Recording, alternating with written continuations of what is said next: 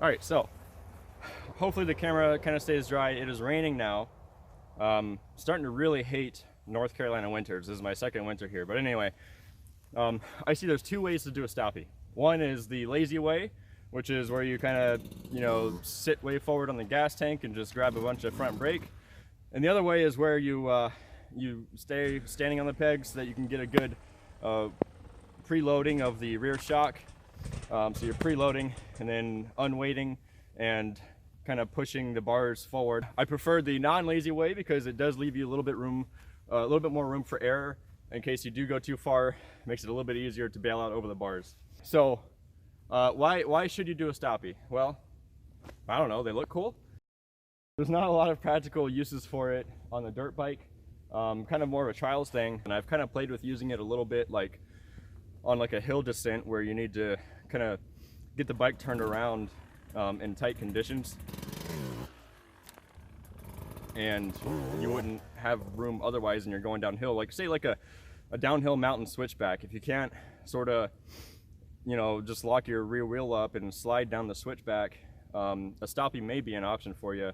I feel like that's a much easier thing to pull off if you have really long legs so that you can get a foot down on the low side. But anyway, like I said, not a lot of practical use for it, but I think it looks cool. So let me try to break it down. Okay, so the main thing I focus on is getting as much compression of the rear shock that I can. So driving through the foot pegs here so that I can use the rebound from the rear shock to help with that weight transfer forward. You can see I lock up the front wheel a little bit here. You want to avoid that. It can help to go in a bit faster so that you can sort of feather the front brake ahead of time and help get better traction on the front wheel to avoid that sort of thing.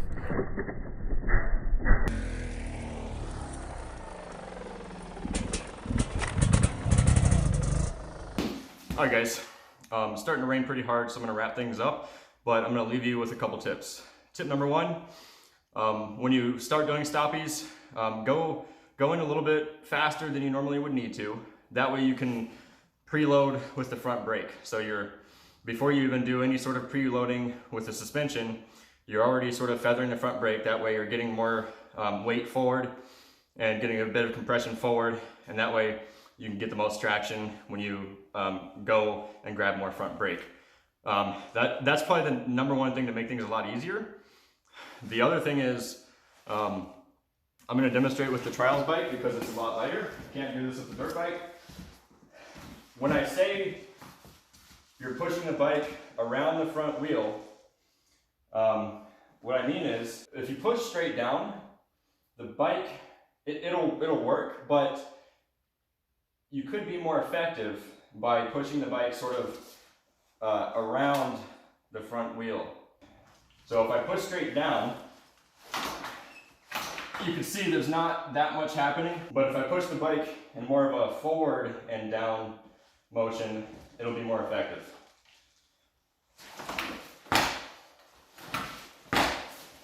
The reason I got off the bike to show you that is because I'm not influencing the rear shock or anything. I'm not doing anything with my body other than pushing the bike, straight down compared to straight to forward and down. I thought that's a decent demonstration. I first saw that on a video from the Trials Training Center by Charlie, I believe, was the instructor, and makes a lot of sense to me. So anyway, that's where I'm at with my stoppies so far. It'd be nice to use them in a more practical way, but for now, I'm just gonna have to call it good with doing stoppies because they look cool. Hope you enjoyed the video, hope you learned something. If not, I don't know, dislike it or something. Yeah, until next time, keep riding guys.